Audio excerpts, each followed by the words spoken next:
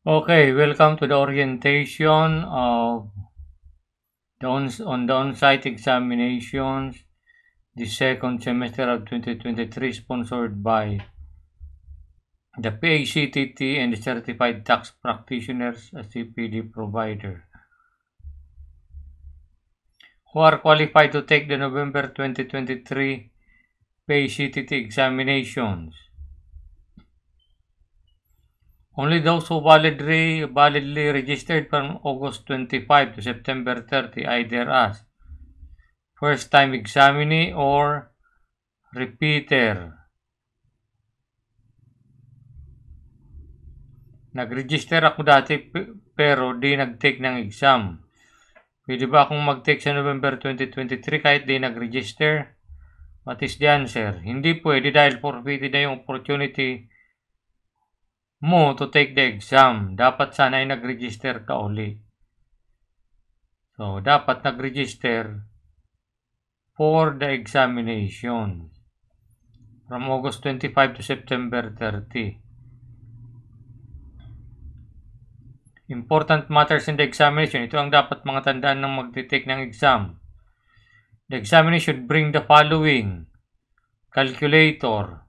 Dahil magko-compute ka in the examinations, mobile phones are not allowed kasi mamaya baka kunwari nagko-compute, gumagamit ng calculator, yun pala, nag-uusap na sa text kung anong answer mo sa number 1. Ayun. So, mobile phones are not allowed. Purely calculator lang. Walang brand, walang ano bang tawag yan, number kung anong calculator yan. Kahit scientific o hindi, basta calculator allowed. Ang hindi allowed is mobile phones or cell phone. Pencil. Para sa pag-answer mo. Latest personal identification card. Now, question. Kailangan bang government issued yung ID card? Hindi. Company ID, pwede na. Dahil ipapakita mo yan after the examination when you submit your answer sheet. Copy of BIR forms. What BIR forms ang dapat dalhin? Pag-uusapan natin mamaya. Examiner should be at the examination site at least 1 hour before the examination for the following: examination instructions. So, dapat maaga ka, hindi pwedeng 8 o'clock ka darating or 8:30. Kakapusin ka na ng oras. So, kung 8 o'clock ang start ng exam, you should be at the examination site mga 7 o'clock para sigurado. For the seating arrangement, kasi hindi naman pwedeng kahit saan ka umupo kung gusto mo. Kakausapin mo yung kaibigan mo, tabi tayo para magkopyahan tayo. May seating arrangement po ang mga examinees. And then distribution of t-shirts. Sa mga nagtatanong kung ipapadala ang t-shirt sa inyo through courier, hindi po. The yellow t-shirts will be distributed before the examination on the examination site. Tatabi ako sa matalino tapos mangungupi ako sa kanya, alam na this. Ganyan, tatabi ka. Saka may seating arrangement. Cheating in whatever manner is not ground for disqualification. Coverage of the examination. In IRC taxes, income taxes, state tax, donors tax, value-added tax, other percentage taxes, and documentary stamp tax. Real property tax and other local taxes. Recent revenue regulations, memorandum circulars, and revenue memorandum orders. Latest jurisprudences. Yung mga relevant lang sa tax practice. Recent legislations. Examination questions. Allotted time of on-site examination is 3 hours. So, pag nag-start ang 8 o'clock, you have to submit your answer sheet together with the questionnaire at 11 o'clock or before 11 o'clock kung tapos ka na. Basta 3 hours ang examination. Kung halimbawa maka-start ng 1:30 sa kung hapon ang exam, syempre 4:30 ang submission ng answers. Part 1, theory and problem, 50 items. Part 2, 50%. Another 50 items. So, tax practice naman. So, ang ibig sabihin, each item is worth 1%. Kasi, all in all, there are 50 items to be asked in the examination. Passing score, 60%, zero base, with a grade of not lower than 20% in part 1. So, dapat maka 60 correct items ka para pumasa ka.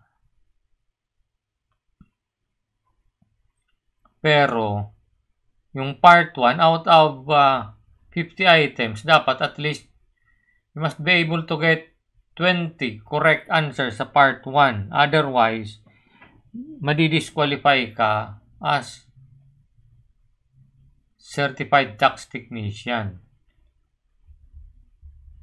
60% lang, pasado na. Abay, kayang-kaya. Lahat nga ng result ng exam ko sa klase ay 70%. Well, kaya pwedeng bagsak ka sa klase, pero dito, 60%. Pero, hindi naman 60%. Ibig sabihin, 60 items. Sa klase mo, nung undergraduate student ka pa, pwedeng may adjustment, pero dito, walang adjustment ng score. Sample result of the examination. Ang status mo, depende sa makukuha mong grade. Part 1, halimbawa, naka 20 items kang tama. Part 2, 40 correct items. So, total 60. Anong status? Pasado ka as CTT. Case 2. Part 1, naka 18. Part 2, 40. Total, 58. Anong status ng exam mo o result mo? Qualified ka as diploma in taxation. Sa diploma in taxation or diplomate in taxation. Pero hindi ka qualified na maging CTT. Part 1, 18. Part 2, 45. Total score, 63. CTT ba? DIT. Hindi ka qualified as CTT because disqualified ka sa Part 1. Dapat at least naka 20 correct items ka sa Part 1. So, disqualified ka. Pero qualified ka as DIT. Case 4. Part 1, 19. Part 2, 30. Total score, 49. Failed yan, failed. Kasi masyadong malayo naman yung score niya. So, paano? 16 above, no disqualification, qualified as CTT.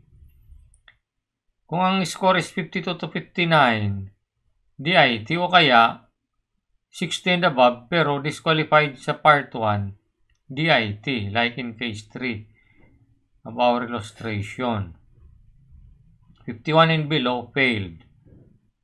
Ayan. Kung malinaw na yan, ha? What are the possible questions sa part 1? Latest trends in taxation, basic knowledge of internal revenue taxes and local taxes. Computations are not complicated. Simpleng computations lang, hindi masyadong komplikado. Yung na-encounter lang sa tax practice. Note, no questions will be asked on basic principles of taxation and tax remedies. Kasi yung basic principles of taxation, pang lawyer yan, saka yung tax remedies. Hindi yan pang certified tax technician. Pwede rin yung tax remedies pang CPA, pero more pang lawyer yan. Part 2, 50% tax practice. Familiarization of BIR forms.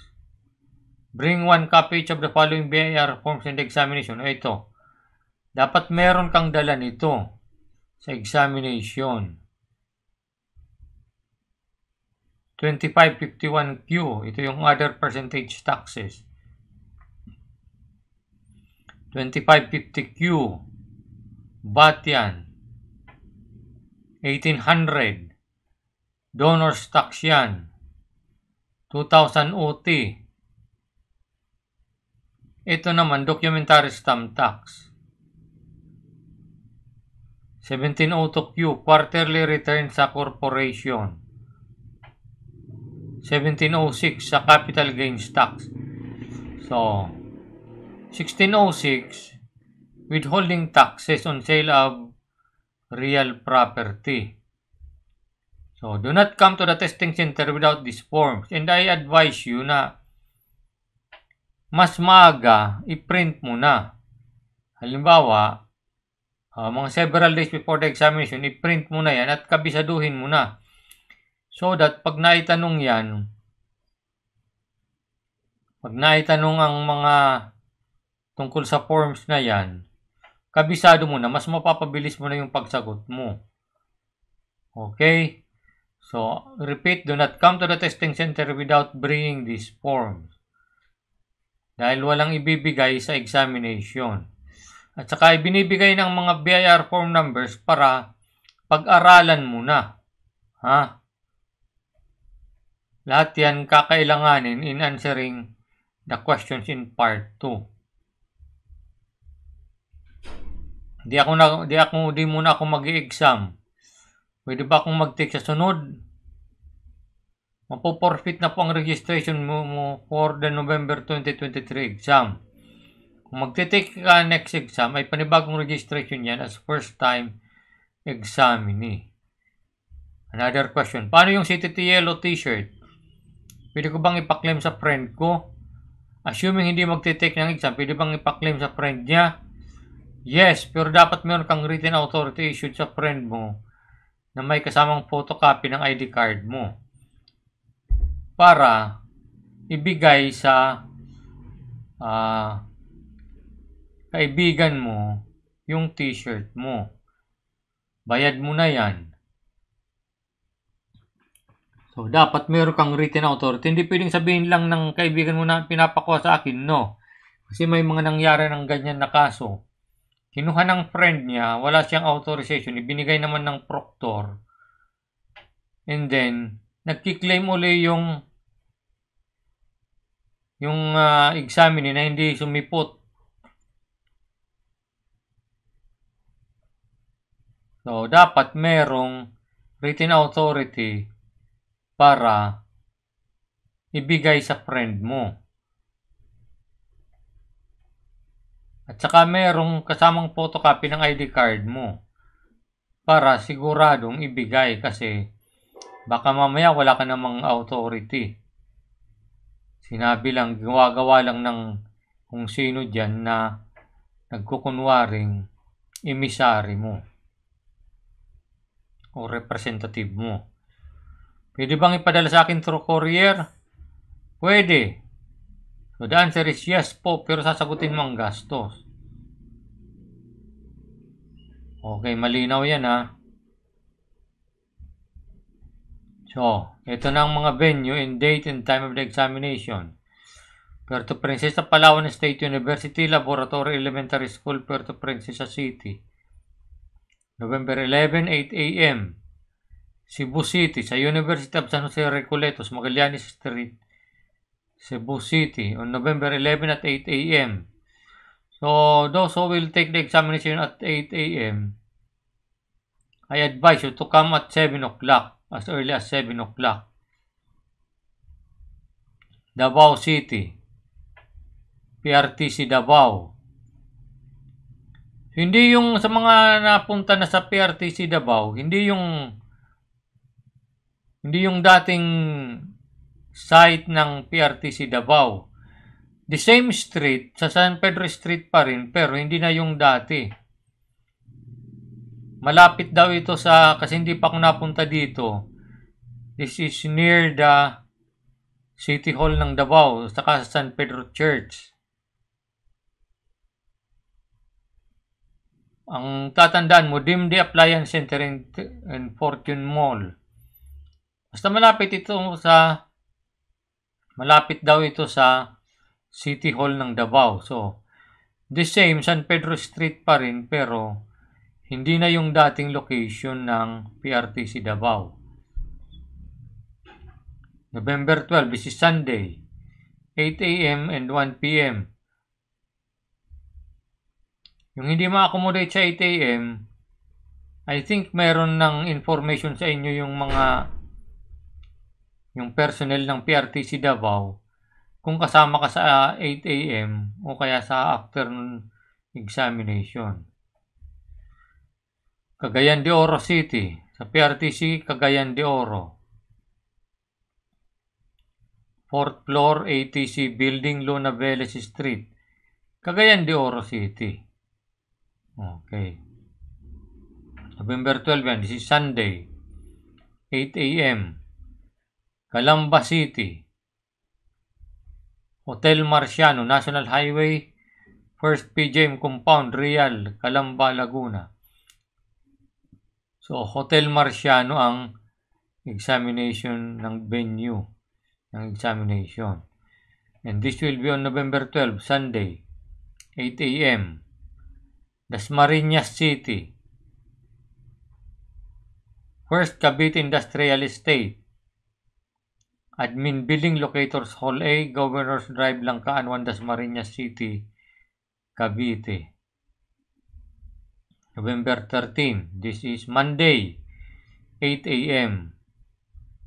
Metro Manila, PRTC Manila, sa La Consolacion College. Saan La Consolacion College ito? Ano ba yun? Malapit sa Malacanang. Ito yung La Consolacion College na malapit sa Malacanang.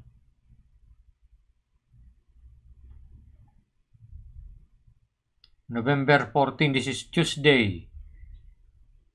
Yung first batch, 8 a.m. Yung second batch, afternoon batch, 1 p.m. Naga City, Arch PRTC Review Center, Barangay Tabuco, Naga City. November 18, ito ang last exam, 9 a.m.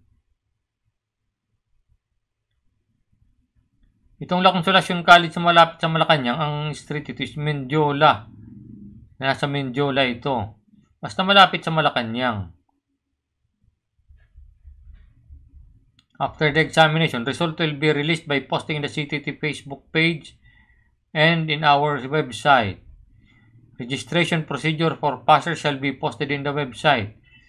So, huwag kang maghintay na maipadala sa email mo, account mo sa email. Kasi hindi na kami nagpapadala sa email. I do not know kung sino ang nagsabi na ipapadala sa email at hintay ng hintay yung iba. Wala namang sinabi yung CTT, yung PACTT na ipapadala sa email. Kasi masyadong magulo sa email. Hindi nakapag-register on time, sasabihin walang natanggap sa email. Kaya hindi na kami nag-send sa email. The result will be posted and then the registration procedure will be posted in the website. This is our website.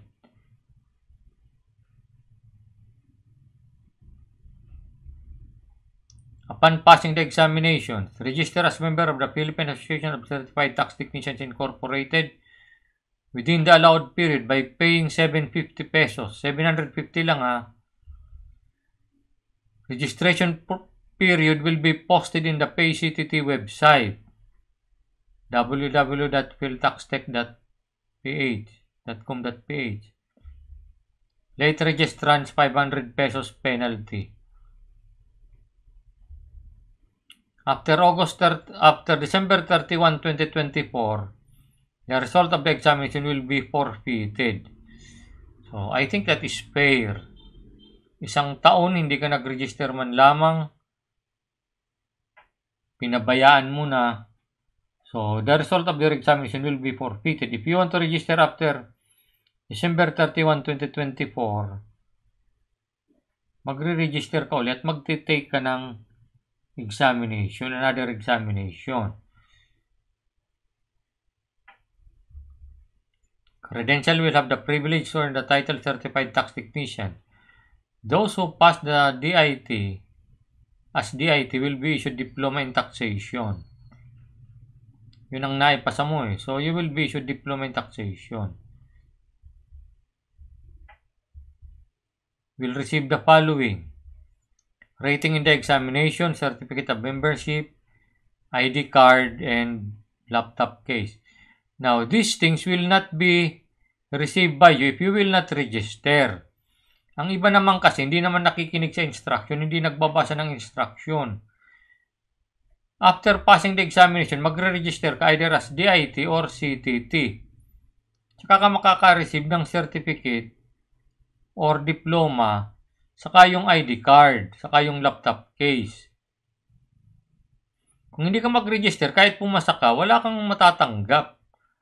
And then you will not be issued ID card and then certificate of membership as Diploma in Taxation or Certified Tax Technician. So you have to register after passing the examination. Malinaw yan ha. Entitled to attend webinars at a minimal fee of 300. CPA with CPD units 1,400, sponsored by PACTT. So, murang-mura yan, 1,400 if you are a CTT or a DIT for 22.5 CPD units. Equivalent to 15 sessions yan eh. So, wala pang 100 pesos ang bayad mo per session. But you will already earn 1.5 CPD units. Basta present ka ha. The CTT qualification provides a solid foundation from which to build a future career in taxation or related fields. Endorsement for an international certification in initial membership. College graduates only. College graduates only. So if you are not yet college graduate, you are not qualified na maging member ng Royal Institute of Taxation ng Royal Institution Singapore. Pwede naman, hintayin mong mag-graduate ka. You are still qualified. We will still endorse you. Basta nag-apply ka for membership as member of the PACTT or Diploma in Taxation. Pero kung hindi ka naman nag-apply, we will not endorse you. So, magkanong babayaran? Ng CPA, initial registration fee yan ha. Ng CPA, 950 pesos. Ang tawag sa iyo ay tax assistant. Pero pag CPA ka, 1,200 tax specialist. Kasama yun sa babayaran mo na 750. So, halimbawa, CPA ka, you want also to become a member of the Royal Institution Singapore or Royal Institute of Taxation. 1,200 plus 750. Ang babayaran mo sa amin is 1,950. So, 1,950. Ang 750 lang ang mapupunta sa amin. Yung 1,200, i-remit namin sa Royal Institute of Taxation. CTT certificate is renewable every 5 years. Diploma in Taxation is valid for 5 years pero not renewable. Ang renewable, CTT certificate, yung pagiging Certified Tax Technician mo na may valid CTT certificate. Other benefits that may be provided by the association. Emphasis. CTT is not an international certification, but we will assist you in acquiring an international certification. Gusto mo ng international certification, we will assist you, we will recommend you sa Royal Institution Singapore, but this is not mandatory. Optional lang ito. Yung gusto lang, yung gusto lang. Yung ayaw, hindi naman pipilitin. Especially kung undergraduate ka pa, hindi ka pa naman qualified. This is not a substitute to the accreditation with BIR as an accredited tax agent or practitioner. Kasi kahit nga CPA na, hindi automatic ang pagiging accredited tax agent or tax practitioner mo sa BIR. Kailangan pa rin mag-apply, mag-submit ng mga requirements. Ang hindi lang kailangan mag-submit ng requirements or automatic, pero kailangan pa rin mag-apply is, wala namang isasabit na maraming requirements, lawyer, pero CPA, kailangan pa rin mag-apply with requirements complied. Pero, makakatulong ito sa pag-apply mo as tax agent.